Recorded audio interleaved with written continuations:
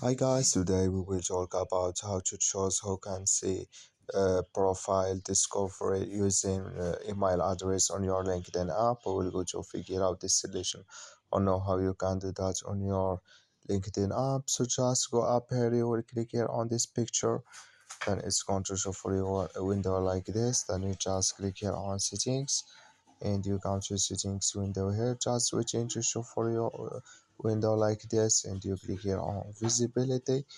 Then you come to next window here and you just go down.